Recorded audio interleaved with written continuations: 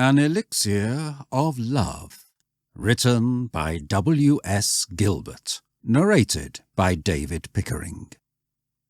Chapter 1. Ploverley was a picturesque little village in Dorsetshire, 10 miles from anywhere. It lay in a pretty valley, nestling amid clumps of elm trees, and a pleasant little trout stream ran right through it from end to end.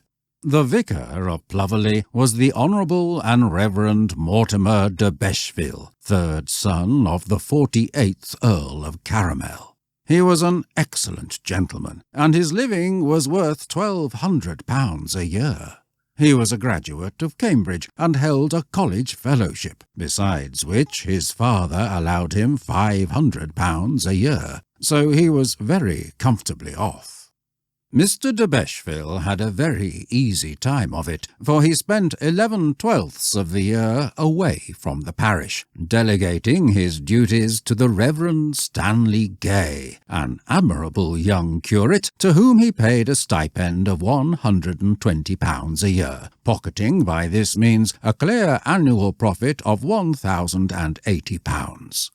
It was said by unkind and ungenerous people that, as Mr. de Besheville had, presumably, been selected for his sacred duties at a high salary on account of his special and exceptional qualifications for their discharge, it was hardly fair to delegate them to a wholly inexperienced young gentleman of 22. It was argued that if a colonel or a stipendiary magistrate or a superintendent of a county lunatic asylum or any other person holding a responsible office outside the Church of England for which he was handsomely paid were to do his work by cheap deputy, such a responsible official would be looked upon as a swindler. But this line of reasoning is only applied to the cure of souls by uncharitable and narrow-minded people who never go to church, and consequently can't know anything about it. Besides, who cares what people who never go to church think?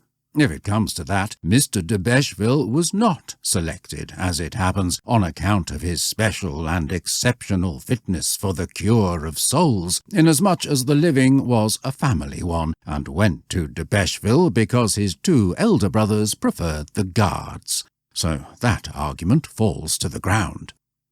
The Reverend Stanley Gay was a leveller. I don't mean to say that he was a mere I'm-as-good-as-you radical spouter who advocated a redistribution of property from mere sordid motives. Mr. Gay was an aesthetic leveller.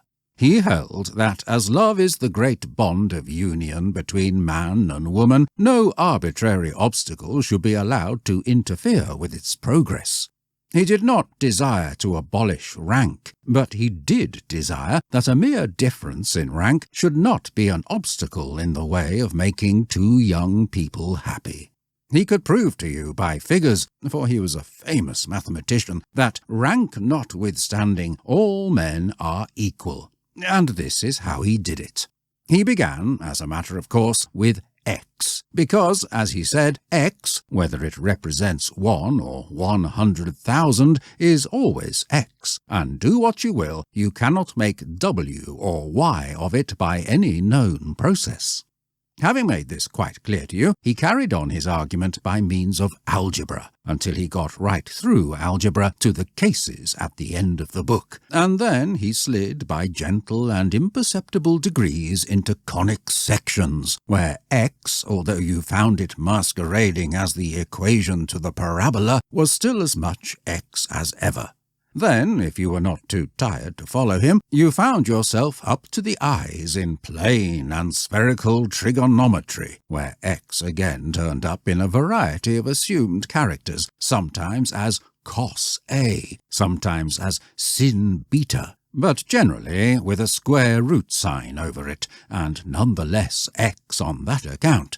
This singular character then made its appearance in a quaint binomial disguise, and was eventually run to earth in the very heart of differential and integral calculus, looking less like X, but being in point of fact more like X than ever.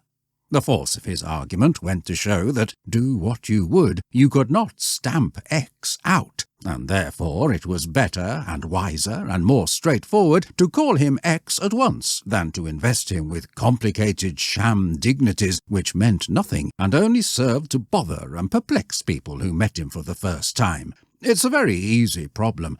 Anybody can do it. Mr. Gay was, as a matter of course, engaged to be married. He loved a pretty little girl of 18 with soft brown eyes and bright silky brown hair. Her name was Jessie Lightly, and she was the only daughter of Sir Caractacus Lightly, a wealthy baronet who had a large place in the neighbourhood of Ploverley. Sir Caractacus was a very dignified old gentleman whose wife had died 2 years after Jessie's birth. A well-bred, courtly old gentleman, too, with a keen sense of honour. He was very fond of Mr. Gay, though he had no sympathy with his levelling views. One beautiful moonlit evening, Mr. Gay and Jessie were sitting together on Sir Caractacus's lawn. Everything around them was pure and calm and still, and so they grew sentimental. "Stanley," said Jessie, "we are very, very happy, are we not?" "Unspeakably happy," said Gay. "So happy that when I look around me and see how many there are whose lives are embittered by disappointment, by envy, by hatred, and by malice," when he grew oratorical he generally lapsed into the litany, "I turn to the tranquil and unruffled calm of my own pure and happy love for you with gratitude unspeakable." He really meant all this, though he expressed himself in rather flatulent periods. "I wish with all my heart," said Jessie, "that every soul on earth were as happy as we two." "And why are they not?" asked Gay, who hopped onto his hobby whenever it was, so to speak, brought round to the front door. "And why are they not, Jessie? I will tell you why they are not. Because—" "Yes, darling," said Jessie, who had often heard his argument before. "I know why. It's dreadful." "It's as simple as possible," said Gay. "Take X to represent the abstract human being." "Certainly, dear," said Jessie, who agreed with his argument heart and soul, but didn't want to hear it again. "We took it last night." "Then," said Gay, not heeding the interruption, "let X plus 1, X plus 2, X plus 3 represent 3 grades of high rank." "Exactly. It's contemptible," said Jessie. "How softly the wind sighs among the trees." "What is a duke?" asked Gay, not for information but oratorically with a view to making a point. "A mere X plus 3, said Jessie. "Could anything be more hollow? What a lovely evening!" "The Duke of Buckingham and Chandos. It sounds well, I grant you," continued Gay, "but call him the X plus 3 of Buckingham and Chandos, and you reduce him at once to—" "I know," said Jessie, "to his lowest common denominator," and her little upper lip curled with contempt. "Nothing of the kind," said Gay, turning red. "Either hear me out or let me drop the subject. At all events, don't make ridiculous suggestions." "I'm very sorry, dear," said Jessie humbly. "Go on, I'm listening, and I won't interrupt any more." But Gay was annoyed and wouldn't go on, so they returned to the house together. It was their first tiff. Chapter 2. In St. Martin's Lane lived Bayliss and Culpepper, magicians, astrologers, and professors of the black art. Bayliss had sold himself to the devil at a very early age, and had become remarkably proficient in all kinds of enchantment. Culpepper had been his apprentice, and having also acquired considerable skill as a necromancer, was taken into partnership by the genial old magician, who from the first had taken a liking to the frank and fair-haired boy. 10 years ago, the date of my story, the firm of Bayliss and Culpepper stood at the very head of the London family magicians. They did what is known as a pushing trade, but although they advertised largely and never neglected a chance, it was admitted even by their rivals that the goods they supplied could be relied on as sound, useful articles. They had a special reputation for a class of serviceable family nativity, and they did a very large and increasing business in love philters. the patent oxyhydrogen love at first sight draught in bottles at 1 shilling 1.5 pence and 2 shillings 3 pence, our leading article, as Bayliss called it, was strong enough in itself to keep the firm going had all its other resources failed them. But the establishment in St. Martin's Lane was also a noted house for amulets, and if you wanted a neat, well-finished divining rod, I don't know any place to which I would sooner recommend you. Their curses at 1 shilling per dozen were the cheapest things in the trade, and they sold thousands of them in the course of the year.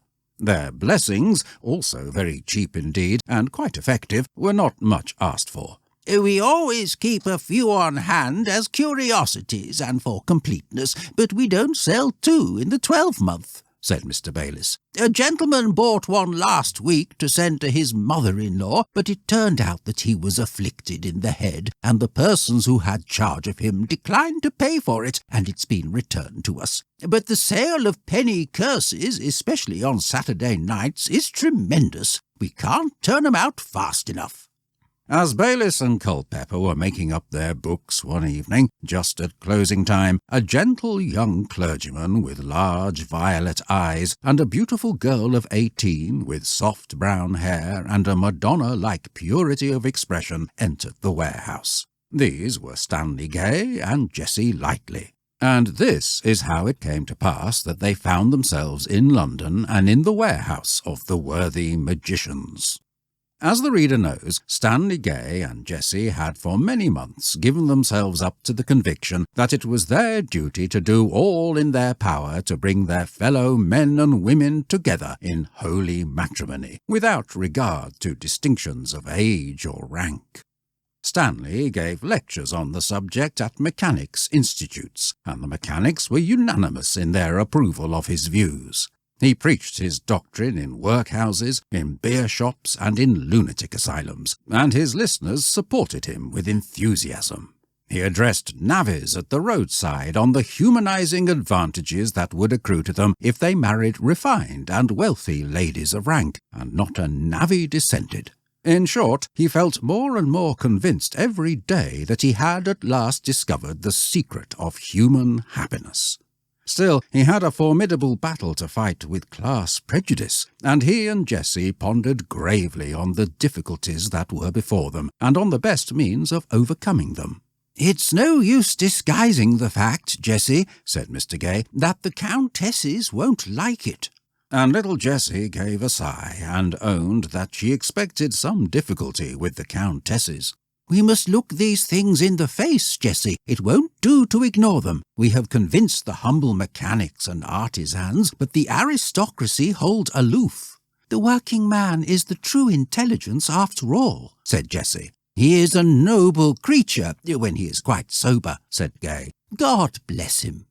Stanley Gay and Jessie were in this frame of mind when they came across Bayliss and Culpepper's advertisement in the Connubial Chronicle. "My dear Jessie," said Gay, "I see a way out of our difficulty." And dear little Jessie's face beamed with hope. "These love filters that Bayliss and Culpepper advertise, they're very cheap indeed, and if we may judge by the testimonials, they are very effective. Listen, darling." And Stanley Gay read as follows. "From the Earl of Market Harborough. I am a hideous old man of 80, and everyone avoided me. I took a family bottle of your filter immediately on my accession to the title and estates a fortnight ago, and I can't keep the young women off. Please send me a pipe of it to lay down. From Amelia Orange Blossom. I am a very pretty girl of 15. For upwards of 14 years past I have been without a definitely declared admirer. I took a large bottle of your filter yesterday, and within 14 hours a young nobleman winked at me in church. Send me a couple of dozen." "What can the girl want with a couple of dozen young noblemen, darling?" asked Jessie. "I don't know. Perhaps she took it too strong. Now, these men," said Gay, laying down the paper, "are benefactors indeed, if they can accomplish all they undertake. I would ennoble these men. They should have statues. I would enthrone them in high places. They would be X+3.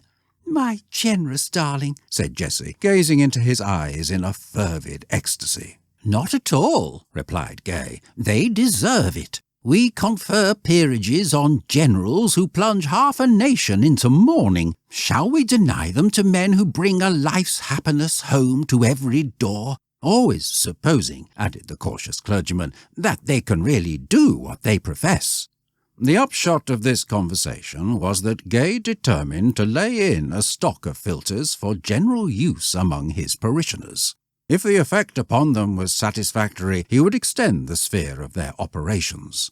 So, when Sir Caractacus and his daughter went to town for the season, Stanley Gay spent a fortnight with them, and thus it came to pass that he and Jessie went together to Baylis and Culpepper's.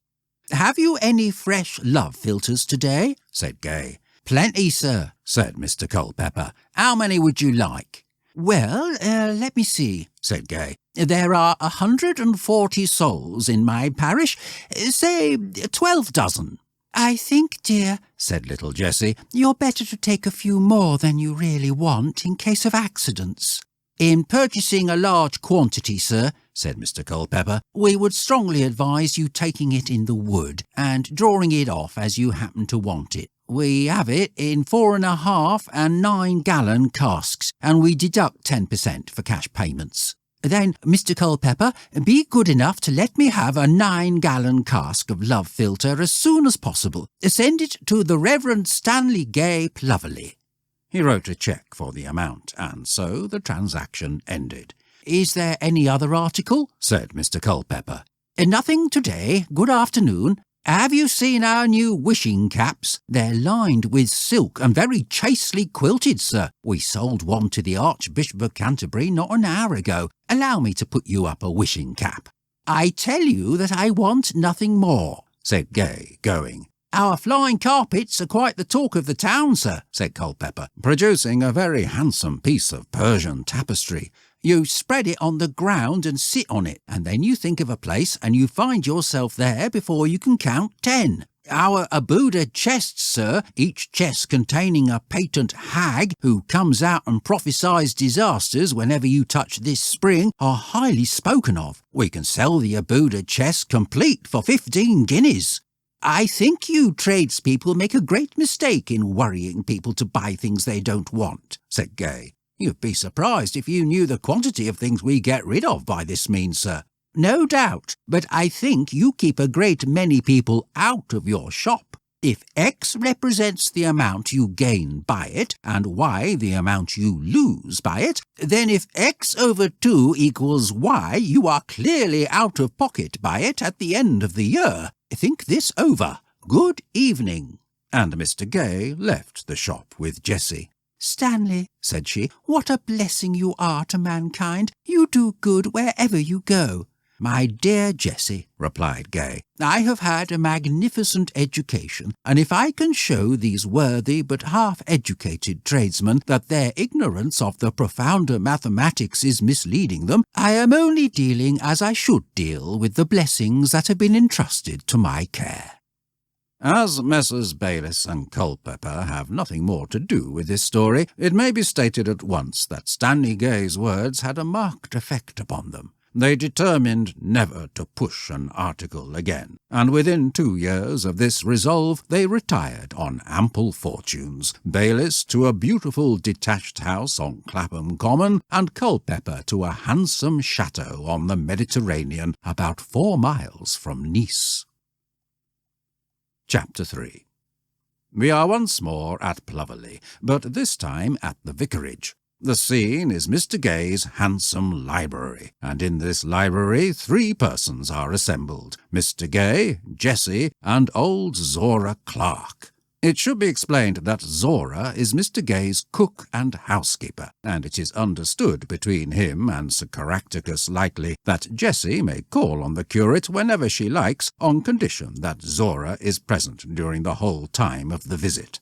Zora is stone deaf and has to be communicated with through the medium of pantomime, so that while she is really no impediment whatever to the free flow of conversation, the chastening influence of her presence would suffice of itself to silence ill-natured comments, if such articles had an existence among the primitive and innocent inhabitants of Ploverley. The 9-gallon cask of love philtre had arrived in due course, and Mr. Gay had decided that it should be locked up in a cupboard in his library, as he thought it would scarcely be prudent to trust it to Zora, whose curiosity might get the better of her discretion. Zora, who believed that the cask contained sherry, was much scandalized at her master's action in keeping it in his library, and looked upon it as an evident and unmistakable sign that he had deliberately made up his mind to take to a steady course of drinking.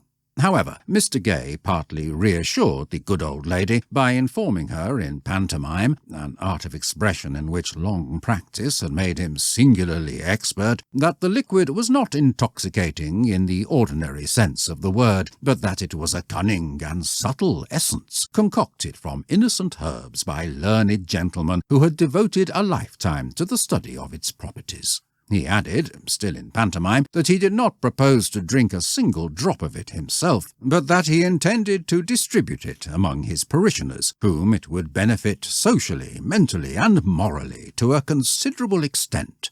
Master as he was of the art of expression by gesture, it took 2 days' hard work to make this clear to her, and even then she had acquired but a faint and feeble idea of its properties, for she always referred to it as sarsaparilla.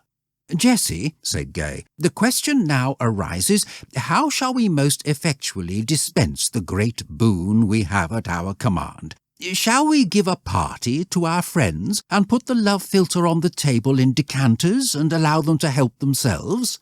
"We must be very careful, dear," said Jessie, "not to allow any married people to taste it." "True," said Gay, "quite true. I never thought of that. It wouldn't do at all. I am much obliged to you for the suggestion. It would be terrible, quite terrible." And Stanley Gay turned quite pale and faint at the very thought of such a contretemps. "Then," said Jessie, "there are the engaged couples. I don't think we ought to do anything to interfere with the prospects of those who have already plighted their troth." "Quite true," said Gay. "We have no right, as you say, to interfere with the arrangements of engaged couples. That narrows our sphere of action very considerably." "Then the widows and the widowers of less than 1 year's standing should be exempted from its influence." "Oh, certainly, most certainly. That reflection did not occur to me, I confess. It is clear that the dispensing of the philtre will be a very delicate operation. It will have to be conducted with the utmost tact. Can you think of any more exceptions?" "Let me see," said Jessie. "There's Tibbets, our gardener, who has fits, and there's Williamson, Papa's second groom, who drinks, oughtn't to be allowed to marry, and Major Crump, who uses dreadful language before ladies, and Dame Parboy, who is bedridden, and the old ladies in the almshouses, and little Tommy the idiot, and indeed all children under what age, shall we say?" "All children who have not been confirmed," said Gay. "Yes, those exceptions never occurred to me." "I don't think we shall ever use the 9 gallons, dear," said Jessie. "1 tablespoonful is a dose." "I have just thought of another exception," said Gay. "Your papa." "Oh, Papa must marry again. Poor dear old Papa. Oh, you must let him marry." "My dear Jessie," said Gay, "Heaven has offered me the chance of entering into the married state unencumbered with a mother-in-law, and I am content to accept the blessing as I find it. Indeed, I prefer it so." "Papa does so want to marry. He's always talking of it," replied the poor little woman with a pretty pout. "Oh, indeed, indeed, my new mamma, whoever she may be, shall never interfere with us. Why, how thankless you are! My papa is about to confer upon you the most inestimable treasure in the world, a young, beautiful, and devoted wife, and you withhold from him a priceless blessing that you are ready to confer on the very meanest of your parishioners." "Jessie," said Gay, "you have said enough. Sir Caractacus shall marry. I was wrong. If a certain burden to which I will not more particularly refer is to descend upon my shoulders, I will endeavour to bear it without repining." It was finally determined that there was only one way in which the filter could be safely and properly distributed. Mr. Gay was to give out that he was much interested in the sale of a very peculiar and curious old Amontillado, and small sample bottles of the wine were to be circulated among such of his parishioners as were decently eligible as brides and bridegrooms. The scheme was put into operation as soon as it was decided upon. Mr. Gay sent to the nearest market town for a gross of 2-ounce phials, and Jessie and he spent a long afternoon bottling the elixir into these convenient receptacles. They then rolled them up in papers and addressed them to the persons who were destined to be operated upon. And when all this was done, Jessie returned to her papa, and Mr. Gay sat up all night explaining in pantomime to Zora that a widowed aunt of his, in somewhat straitened circumstances, who resided in a small but picturesque villa in the suburbs of Montilla, had been compelled to take a large quantity of the very finest sherry from a bankrupt wine merchant in satisfaction of a year's rent of her second floor, and that he had undertaken to push its sale in Ploverley in consideration of a commission of 2.5% on the sales effected, which commission was to be added to the fund for the restoration of the church steeple. He began his explanation at 9 p.m., and at 6 a.m. Zora thought she began to understand him, and Stanley Gay, quite exhausted with his pantomimic exertions, retired dead beat to his chamber. Chapter 4. The next morning, as Sir Caractacus lightly sat at breakfast with Jessie, the footman informed him that Mr. Gay's housekeeper wished to speak to him on very particular business. The courtly old baronet directed that she should be shown into the library, and at once proceeded to ask what she wanted.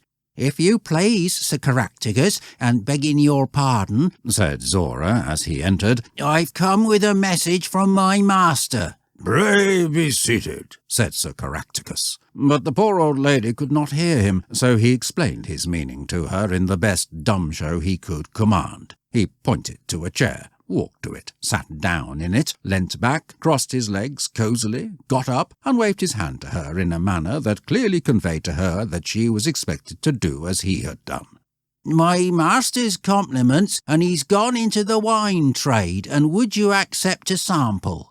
After all, Mr. Gay's exertions had failed to convey his exact meaning to the deaf old lady. "You astonish me," said Sir Caractacus. Then, finding that she did not understand him, he rumpled his hair, opened his mouth, strained his eyeballs, and threw himself into an attitude of the most horror-struck amazement. Having made his state of mind quite clear to her, he smiled pleasantly and nodded to her to proceed. "If you'll kindly taste it, sir, I'll take back any orders with which you may favour me." Sir Caractacus rang for a wine-glass and proceeded to taste the sample. "I don't know what it is, but it's not Amontillado," said he, smacking his lips. "Still, it is a pleasant cordial. Taste it." The old lady seemed to gather his meaning at once. She nodded, bobbed a curtsy, and emptied the glass. Bayliss and Culpepper had not overstated the singular effects of the patent oxyhydrogen love-at-first-sight draught. Sir Caractacus's hard and firmly set features gradually relaxed as the old lady sipped the contents of her glass. Zora set it down when she had quite emptied it, and as she did so, her eyes met those of the good old baronet. She blushed under the ardour of his gaze, and a tear trembled on her old eyelid. "You're a remarkably fine woman," said Sir Caractacus, "and singularly well preserved for your age." "Alas, kind sir," said Zora, "I'm that hard of hearing that cannons is whispers." Sir Caractacus stood up, stroked his face significantly, smacked his hands together, slapped them both upon his heart, and sank on one knee at her feet. He then got up and nodded smilingly at her to imply that he really meant it. Zora turned aside and trembled. I ain't no scholar, Sir Caractacus, and I don't rightly know how a poor old woman like me did ought to own her likings for a lordly barrow knight. But a true heart is more precious than diamonds, they do say, and a loving wife is a crown of gold to her husband. I ain't fashionable, but I'm a respectable old party, and can make you comfortable if nothing else. Zora, you are the very jewel of my hopes. My dear daughter will soon be taken from me. It lies with you to brighten my desolate old age. Will you be Lady Lightly? And he pointed to a picture of his late wife, and went through the pantomime of putting a ring on Zora's finger. He then indicated the despair that would possess him if she refused to accept his offer. Having achieved these feats of silent eloquence, he smiled and nodded at her reassuringly, and waited for a reply with an interrogative expression of countenance. "Yes, dearie," murmured Zora, as she sank into the baronet's arms. After a happy half-hour, Zora felt it was her duty to return to her master, so the lovers took a fond farewell of each other, and Sir Caractacus returned to the breakfast-room. "Jessie," said Sir Caractacus, "I think you really love your poor old father." "Indeed, Papa, I do." "Then you will, I trust, be pleased to hear that my declining years are not unlikely to be solaced by the companionship of a good, virtuous, and companionable woman." "My dear Papa," said Jessie, "do you really mean that you are likely to be married?"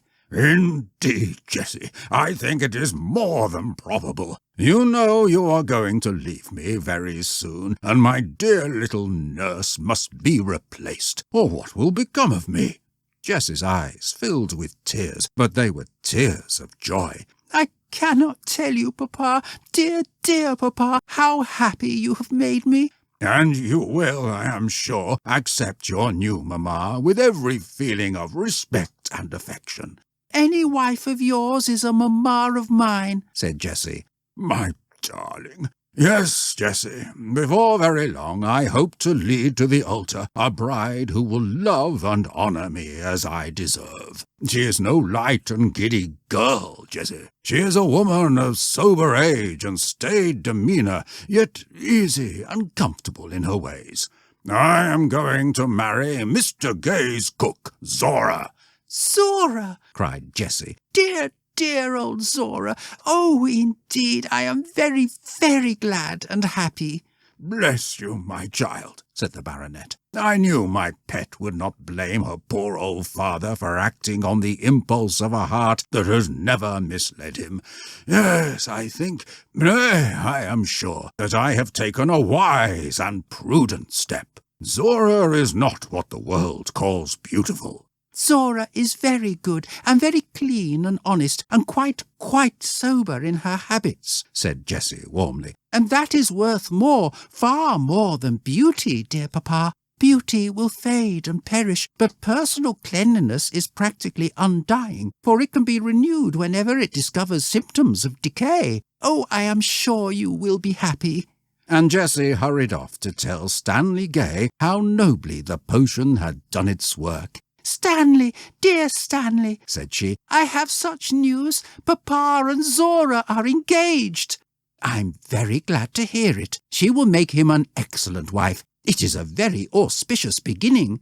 "And have you any news to tell me?" "None, except that all the bottles are distributed, and I am now waiting to see their effect. Oh, by the way, the bishop has arrived unexpectedly and is stopping at the rectory, and I have sent him a bottle. I should like to find a nice little wife for the bishop, for he has Crawley in his gift. The present incumbent is at the point of death, and the living is worth £1,800 a year. The duty is extremely light, and the county society unexceptional. I think I could be truly useful in such a sphere of action."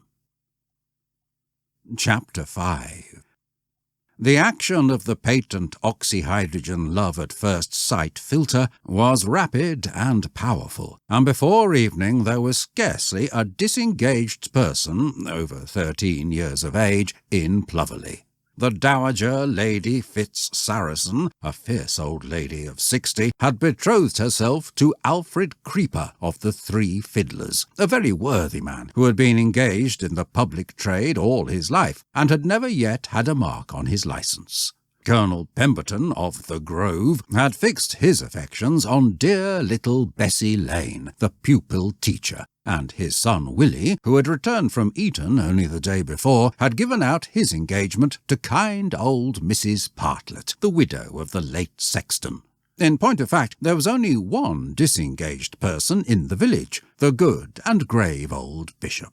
He was in the position of the odd player who can't find a seat in the family coach. But on the whole, Stanley Gay was rather glad of this, as he venerated the good old prelate, and in his opinion there was no one in the village at that time who was really good enough to be a bishop's wife, except, indeed, the dear little brown-haired, soft-eyed maiden to whom Stanley himself was betrothed. So far, everything had worked admirably, and the unions effected through the agency of the philtre, if they were occasionally ill-assorted as regards the stations in life of the contracting parties, were all that could be desired in every other respect. Good, virtuous, straightforward, and temperate men were engaged to blameless women who were calculated to make admirable wives and mothers, and there was every prospect that Ploverley would become celebrated as the only home of perfect happiness. There was but one sad soul in the village. The good old bishop had drunk freely of the philtre, but there was no one left to love him. It was pitiable to see the poor, love-lorn prelate as he wandered disconsolately through the smiling meadows of Ploverley, pouring out the accents of his love to an incorporeal abstraction. "Something must be done for the bishop," said Stanley, as he watched him sitting on a stile in the distance. "The poor old gentleman is wasting to a shadow." The next morning, as Stanley was carefully reading through the manuscript sermon which had been sent to him by a firm in Paternoster Row for delivery on the ensuing Sabbath, little Jessie entered his library, with Zora, and threw herself on a sofa, sobbing as if her heart would break. "Why, Jessie, my own little love," exclaimed Stanley, "what in the world is the matter?" And he put his arms fondly round her waist and endeavoured to raise her face to his. "Oh, no, no, Stanley, don't, you mustn't, indeed, you mustn't." "Why, my pet, what can you mean?" "Oh, Stanley, you will never forgive me." "Nonsense, child," said he. "My dear little Jessie is incapable of an act which is beyond the pale of forgiveness." And he gently kissed her forehead. "Stanley, you mustn't do it, indeed you mustn't." "No, you mustn't do it, Mr. Gay," said Zora. "Why, confound you, what do you mean by interfering?" said Stanley in a rage. "It's all very fine, I dare say, but I don't know what you're a-talking about." And Stanley, recollecting her infirmity, explained in pantomime the process of confounding a person, and intimated that it would be put into operation upon her if she presumed to cut in with impertinent remarks. "Stanley, Mr. Gay," said Jessie. "Mr. Gay?" ejaculated Stanley. "I mustn't call you Stanley any more." "Great heaven, why not?" "I'll tell you all about it if you promise not to be violent." And Gay, prepared for some terrible news, hid his head in his hands and sobbed audibly. "I loved you, oh, so much. You were my life, my heart," said the poor little woman. "By day and by night my thoughts were with you, and the love came from my heart as the water from a well." Stanley groaned. "When I rose in the morning, it was to work for your happiness, and when I lay down in my bed at night, it was to dream of the love that was to weave itself through my life." He kept his head between his hands and moved not. "My life was for your life, my soul for yours. I drew breath but for one end, to love, to honour, to reverence you." He lifted his head at last. His face was ashy pale. "Come to the point," he gasped. "Last night," said Jessie, "I was tempted to taste a bottle of the elixir. It was but a drop I took on the tip of my finger. I went to bed thinking but of you. I rose today still with you in mind. Immediately after breakfast I left home to call upon you, and as I crossed Bullthorn's meadow I saw the Bishop of Chelsea seated on a stile. At once I became conscious that I had placed myself unwittingly under the influence of the fatal potion. Horrified at my involuntary faithlessness, loathing my miserable weakness, hating myself for the misery I was about to weave around the life of a saint I had so long adored, I could not but own to myself that the love of my heart was given over for ever to that solitary and lovelorn prelate. Mr. Gay, for by that name I must call you to the end, I have told you nearly all that you need care to know. It is enough to add that my love is, as a matter of course, reciprocated, and but for the misery I have caused you, I am happy. But full as my cup of joy may be, it will never be without a bitter aftertaste, for I cannot forget that my folly, my wicked folly, has blighted the life of a man who, an hour ago, was dearer to me than the whole world. And Jessie fell sobbing on Zora's bosom. Stanley Gay, pale and haggard, rose from his chair and staggered to a side table. He tried to pour out a glass of water, but as he was in the act of doing so, the venerable bishop entered the room. Mr. Gay, I cannot but feel that I owe you some apology for having gained the affections of a young lady to whom you were attached. Jessie, my love, compose yourself. And the bishop gently removed Jessie's arms from Zora's neck and placed them about his own. My lord, said Mr. Gay, I am lost in amazement. When I have more fully realized the unparalleled misfortune that has overtaken me, I shall perhaps be able to speak and act with calmness. At the present moment I am unable to trust myself to do either.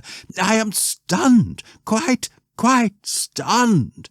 Do not suppose, my dear Mr. Gay, said the bishop, that I came here this morning to add to your reasonable misery by presenting myself before you in the capacity of a successful rival. No, I came to tell you that poor old Mr. Chudd, the vicar of Crawley, has been mercifully removed. He is no more, and as the living is in my gift, I have come to tell you that if it can compensate you in any way for the terrible loss I have been the unintentional means of inflicting upon you, it is entirely at your disposal. It is worth £1,800 per annum. The duty is extremely light, and the local society is unexceptional. Stanley Gay pressed the kind old bishop's hand. 1,800 a year will not entirely compensate me for Jessie. For Miss Lightly, murmured the bishop gently. For Miss Lightly, but it will go some way towards doing so. I accept your lordship's offer with gratitude. We shall always take an interest in you, said the bishop. Always, always, said Jessie. And we should be so glad to see you at the palace, shall we not, Frederick? Well, yes, of course, always, said the bishop. That is, oh yes, always. The 14th of February was a great day for Ploverley, for on that date all the couples that had been brought together through the agency of the philtre were united in matrimony by the only bachelor in the place, the Reverend Stanley Gay. A week afterwards he took leave of his parishioners in an affecting sermon, and read himself in at Crawley. He is still unmarried, and likely to remain so. He has quite got over his early disappointment, and he and the bishop and Jessie have many a hearty laugh together over the circumstances under which the good old prelate wooed and won the bright-eyed little lady.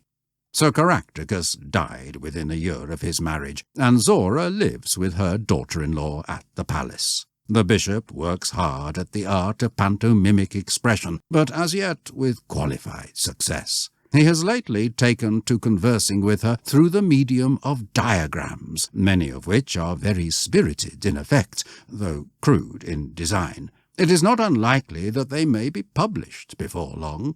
The series of 12 consecutive sketches by which the bishop informed his mother-in-law that if she didn't mind her own business and refrain from interfering between his wife and himself, he should be under the necessity of requiring her to pack up and be off, is likely to have a very large sale. William Schwenk Gilbert, 1836 to 1911, was born in London, and as an adult carved out a career as a popular playwright, librettist, poet, and illustrator. He is celebrated chiefly for his highly successful partnership with composer Sir Arthur Sullivan on such Savoy operas as The Pirates of Penzance, 1879, and The Mikado, 1885. The short story An Elixir of Love was written for The Graphic magazine in 1876, but subsequently provided the basis for the comic opera The Sorcerer, 1877, Gilbert's third collaboration with Sullivan. The circumstances of Gilbert's death rank among the most romantic of literary demises, the 74-year-old writer suffering a heart attack while trying to save the life of a 17-year-old girl who had got into difficulties while learning to swim.